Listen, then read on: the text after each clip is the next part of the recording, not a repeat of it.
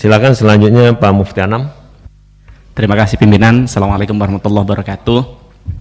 Yang pertama tentu kami menyampaikan apresiasi dan terima kasih setinggi-tingginya untuk Pak Menteri Perdagangan, Pak Lutfi, Pak Sesmen, Pak Suhanto, dan seluruh jajaran yang sudah berjibaku untuk bagaimana bisa memulihkan situasi dampak pandemi COVID-19 ini, begitu Pak. Nah, menurut catatan kami, ada beberapa catatan positif seperti nilai ekspor pada Agustus 2021 kemarin yang mencapai rekor tertinggi, yaitu 21 miliar US dollar, begitu. Dan kemudian meskipun itu juga didorong karena kenaikan pasar komoditi secara global, begitu Pak ya. Kami berharap surplus neraca perdagangan dalam negeri ini juga bisa terus dipertahankan Pak, untuk bagaimana ke depan bisa jauh lebih meningkat, begitu. Nah, kemudian yang kedua soal ini Pak, harga pakan jagung, begitu. Nah, ini memang kalau kata banyak teman-teman pelaku peternak kecil di daerah, ini apa yang dilakukan oleh Kemendak ini masih sangat terlambat, begitu Pak. Karena kalau kita lihat harga pakan jagung ini sebenarnya sudah naik sejak bulan Juni tahun 2021, begitu. Nah, sebelum akhirnya ada fenomena Pak Suroto di Blitar yang karena kunjungan Pak Jokowi dia membentangkan protes, yang kemudian dia dipanggil ke istana. Saya tidak yakin kalau tidak ada aspirasi dari Pak Suroto ini terus dilanjutin, begitu Pak. Nah, karena kalau kita lihat faktanya sebenarnya harga jagung ini sudah meningkat bahkan jauh sebelum bulan Juni 2021, begitu. Nah, sudah mulai merangkak naik. Kemudian pada bulan Juni sudah melampaui harga yang ditetapkan oleh Permendak nomor 7 tahun 2020, yaitu 4.500. Yang kemudian hari ini Bapak cek di lapangan harganya 7.500, dan di beberapa daerah sudah Rp8.000 atau hampir 100% dari Permendak nomor 7 tahun 2020. Nah, artinya apa Pak? Artinya ya memang di lapangan harga ini tidak terkontrol dengan baik. Kami melihat bahwa Kemendak belum optimal dalam mengelola soal perdagangan jagung ini Pak. Nah, solusinya apa? Apakah solusinya kita harus impor, begitu? Tidak, harapan kami tidak, karena jangan setiap persoalan yang ada di lapangan selalu solusinya impor dan impor. Kalau kita lihat data dari Kementerian Pertanian Pak, Bapak lihat sebentar, mohon izin teman-teman, kalau kita lihat di data Kementerian Pertanian itu hari ini kita ini sebenarnya sedang surplus jagung lokal. Bahkan kalau kita lihat kemarin pernyataan Pak Menteri Pertanian itu, kita hari ini punya stok 2,3 juta ton per pekan kedua September 2021. Nah, kami berharap Kementerian Perdagangan bisa mengatur soal ini Pak. Ini kan sebenarnya bisa diantisipasi ketika sebelum bulan Juni dulu kan sudah ada kenaikan. Harapan kami sudah ada mitigasi untuk bagaimana menjemput bola ke para pelaku-pelaku penjual jagung ini untuk mereka segera mengeluarkan stoknya, untuk mereka menjual dengan harga yang sesuai dengan Permendak nomor 7 tahun 2020. Itu yang pertama. Nah, kemudian yang kedua adalah soal pedagang pasar rakyat atau pasar tradisional, yang ini kami lihat masih belum ada advokasi dari Kementerian Perdagangan soal pasar rakyat dan pasar tradisional ini. Kenapa kami melihat begitu? Kalau pertama Bapak lihat bahwa yang dekat-dekat ini saja soal pemulihan ekonomi berbasis aplikasi Peduli Lindungi. Nah, yaitu termasuk di pasar rakyat. Nah, terbukti Kemendak mengakui bahwa pasar tradisional belum siap untuk dengan Peduli Lindungi ini Pak, begitu. Antara lain karena sebagian besar dari mereka belum mendapatkan akses vaksinasi. Nah, misalnya saat uji coba di pasar sederhana di Bandung kemarin, Pak Menteri sendiri yang menyatakan, yang saya baca, saya lihat, saya dengar di media, menyatakan bahwa baru 8,9% pedagang pasar rakyat yang mendapatkan akses vaksinasi. Nah, barulah kemudian setelah itu Pak Menteri buru-buru meminta untuk pedagang pasar divaksinasi. Artinya apa? Artinya tidak ada mitigasi, tidak ada rencana dari sebelum ada problem ini bahwa pedagang pasar harus dilakukan vaksinasi secara besar-besaran. Tidak ada sebelumnya, sebelum ditemukan fakta ini. Padahal ini yang dekat dari Jakarta, di Bandung Pak. Bagaimana dengan teman-teman di daerah, di tempat kami di Pasuruan, Probolinggo, nol Pak. Pedagang pasarnya belum divaksinasi di sana Pak. Pada saat pernyataan Pak Menteri ada itu, barulah setelah itu berbondong-bondong di banyak daerah dilakukan vaksinasi massal di pasar-pasar yang atas inisiatif pemerintah daerah. Artinya apa?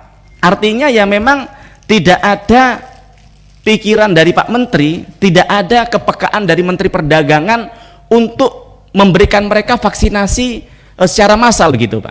Karena kalau kami lihat selama ini di mal-mal dan sebagainya sekarang sudah 100% karena memang ada perhatian khusus dari Pak Menteri untuk mereka agar segera vaksinasi agar mal bisa segera buka. Tapi bagaimana dengan pasar rakyat yang ada di daerah-daerah di tempat-tempat kami? Ya hari ini mereka masih banyak yang belum dilakukan vaksinasi ini, Pak. Nah, harapan kami, Pak, keberpihakan terhadap pedagang kecil ini terus dimunculkan karena sebenarnya esensinya terhadap pasar rakyat ini ya bukan ya mal ya pasar rakyat juga, tapi jutaan rakyat kita ini banyak bergantung terhadap pasar-pasar tradisional yang ada di daerah-daerah begitu. Kemudian yang kedua soal insentif PPN bagi pedagang pasar yang menyewa di mal-mal begitu, Pak. Nah, ini rakyat kita merasakan ada ketidakadilan di tengah-tengah masyarakat. Karena apa? Loh, ini pedagang mal kok ada insentif PPN, kita kok di kampung-kampung, di pasar-pasar rakyat kita ini kok masih ada tarif biaya sewa. Bapak tahu, mungkin 3.000, 5.000 rupiah biaya sewa per bulan ini buat jenengan tidak ada artinya, tapi buat mereka, Pak, itu jangankan 3.000, 1.000 rupiah pun itu sangat berarti bagi masyarakat kami di daerah. Nah, harapan kami perlu ada inisiatif kepada mereka untuk diberikan insentif, Pak, karena memang tidak bisa kebijakan dari pusat sehingga perlu kolaborasi dengan pemerintah daerah agar mengatur perda untuk bagaimana ada kelonggaran untuk mereka bisa membayar ada insentif relaksasi terhadap biaya lapak-lapaknya yang ada di tempat mereka. Kemudian yang ketiga, Pak, kemarin kami baru saja melakukan audensi serap aspirasi dengan kawan-kawan asosiasi pedagang pasar di tempat ini seminggu yang lalu. Kami tanya kepada mereka bagaimana harapan ke depan, katanya gelap, Pak. Pedagang pasar itu mau maju kena, mundur kena. Kalau maju tantangan digitalisasi luar biasa, perubahan zaman dari hari ke hari semakin tidak mudah dihadapi, tapi mau mundur mereka juga tidak tahu mundur itu mau makan apa besok, kan begitu. Nah, sehingga ini perlu ada solusi dari Pak Menteri untuk bagaimana mereka ini bisa ada harapan untuk bagaimana pasar tradisional ini sebagai basis ekonomi di desa-desa ini bisa tetap berjalan. Kemudian hari berikutnya, Pak, kami mendapatkan jawaban, kita serap aspirasi juga rapat kerja dengan teman-teman e-commerce, ada Tokopedia, ada Shopee, ada Bukalapak di sini, Pak. Mereka ternyata punya program digitalisasi pasar, Pak. Saya tanya, wah ini kok nggak nyampe ya di tempat kami di daerah? Iya, Pak, karena kami punya anggaran terbatas. Kami lihat kenapa ya Kementerian Perdagangan tidak punya inisiatif untuk melakukan digitalisasi pasar ini. Yang kami lihat kegiatannya hanya gerobak dan sebagainya, yang itu sebenarnya tidak esensi, tidak sesuatu yang dibutuhkan hari ini oleh masyarakat kita. Mohon maaf, rakyat kita ini sebenarnya kalau hanya beli gerobak aja bisa, tapi bagaimana mereka menghadapi tantangan yang semakin hari semakin tidak mudah dihadapi ini untuk diberikan solusi atas hal itu, Pak. Nah, lalu kemarin kami tanya kepada Tokopedia, apakah bisa ini diterapkan di seluruh pasar Indonesia? Kata dia, ini tidak mungkin karena kami tidak punya anggaran yang cukup untuk melakukan itu. Maka ini, Pak, harapan kami Kementerian Perdagangan ini jangan beralih Tokopedia, ini kok kayaknya sepertinya Tokopedia yang memberikan solusi kepada rakyat kita, tapi Kementerian Perdagangan tidak punya solusi itu begitu. Nah, harapan kami ke depan ada solusi dari Kementerian Perdagangan untuk melakukan advokasi kepada mereka, memberikan bimbingan soal digitalisasi ini. Lalu pertanyaan selanjutnya mungkin, apakah mungkin orang-orang pedagang pasar itu usia 50-60 tahun untuk belajar aplikasi dan digitalisasi? Sangat mungkin, Pak. Saya kemarin melakukan di dapil kami, ada masyarakat kami, konstituen kami usianya baru 60 tahun, sudah 60 tahun begitu. Dia tidak lulus SD, tapi saya paksa untuk belajar bukan aplikasi website tapi melalui WA. Saya kebetulan ada teman yang bisa mengelola untuk bagaimana orang tinggal klik-klik itu pesan melalui WhatsApp bisa. Nah, akhirnya si orang kawan kami tadi namanya Pak Haji Bisri, orang di salah satu pasar di Binongan, dia ini selama ini, Pak, jualan selama PPKM barangnya sepi, Pak. Tidak ada orang beli ayam, beli sayur aja nggak ada, sehingga kami berikan solusi untuk kami bikinkan aplikasi melalui WhatsApp tadi itu. Alhamdulillah dia mau belajar dan hari ini bisa. Artinya apa, Pak?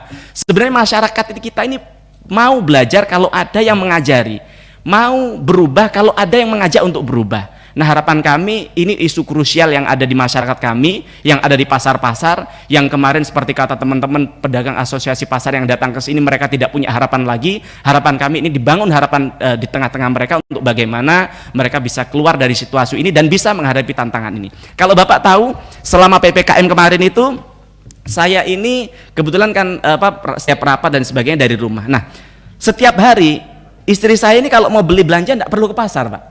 Jadi dia melalui aplikasi, ada di Tokopedia, kadang melalui ada orang-orang di online di Instagram itu hanya pesan klik-klik dan sebagainya. itu sudah bisa pesan sayur ayam dan sebagainya. Saya yakin ini Pak, kalau ini bisa dimotori oleh Kementerian Perdagangan untuk bagaimana ini bisa diterapkan di pasar-pasar seluruh Indonesia, saya yakin teman-teman di pasar-pasar ini bisa semakin optimis untuk menghadapi perubahan zaman ini Pak. Itu sedikit dari kami. Assalamualaikum warahmatullahi wabarakatuh. Pimpinan, Waalaikumsalam. Ya. saya rasa ini karena kita juga mau